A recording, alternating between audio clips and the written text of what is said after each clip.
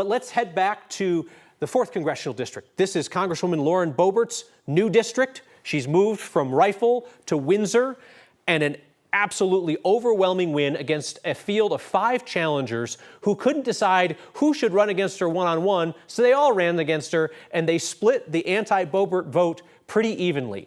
She ended up with 43% of the votes. Let's bring in our Mark Salinger, who is at her party in Windsor.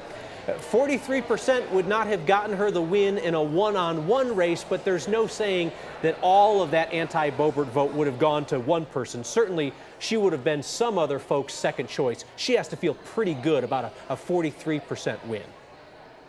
Yeah, I mean, 43%. It was a landslide tonight. She's winning by more than 30,000 votes to her closest opponent, Jerry Sonnenberg. That's a lot. In fact, she called it a night early this evening because her race was called at around 7:30 tonight. She spoke for a little bit afterwards, but it was an early night here in Windsor at the Lauren Boebert campaign. It went very well for them. Of course, you can go through all those hypotheticals on what a one-on-one matchup would have been like. The reality is that all those 5 other opponents could not coalesce around one other person, and therefore we have a Lauren Boebert win with about 43-44% of the votes. Now, in a state when many of the Republican candidates try and distance themselves from former President Donald Trump, Boebert, not one of those people. She's flying the MAGA flag proudly. As soon as she won, she put on a MAGA hat and Trump-branded sneakers, took the stage in those, and told everybody else to coalesce around her now. I look forward to unifying all of the opponents, all of the candidates who are in this primary race for CD4, because you matter, and I want the people who are close to you to still be in that fight for you, for us, for our children, for our country.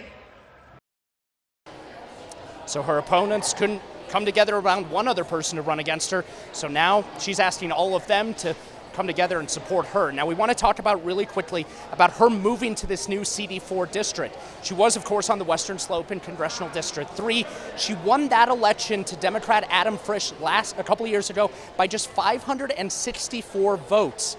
Kyle, now, that's paying off moving to this other district. She's winning the Republican primary by around 30,000. All right, Mark Salinger, thank you. And as expected, the Republican won the special election also tonight to fill out the rest of Ken Buck's seat representing the 4th Congressional District. Greg Lopez defeats the Democrat Trish Calvarese and, most importantly, beats her by roughly the margin that Ken Buck was winning his races by. So there's no indication that that very red district is moving to the center or to the left at all. There's no indication, so there's no indication that Boebert would be particularly vulnerable or that folks there are fed up with Republicans. There's just no sign of it in what we saw tonight. And we're going to hear a lot more from her in the weeks and days and months ahead, but she has sort of shifted her messaging in a very evangelical way. Yes, what people would say, a Christian nationalist message. Yeah. She's very much embraced a Christian nationalist message. We saw that on the stump tonight. But she is a machine into and of herself, separate from what's going on with the Colorado Republican Party. She's got so much national attention. That's the one race that people have been following around the country.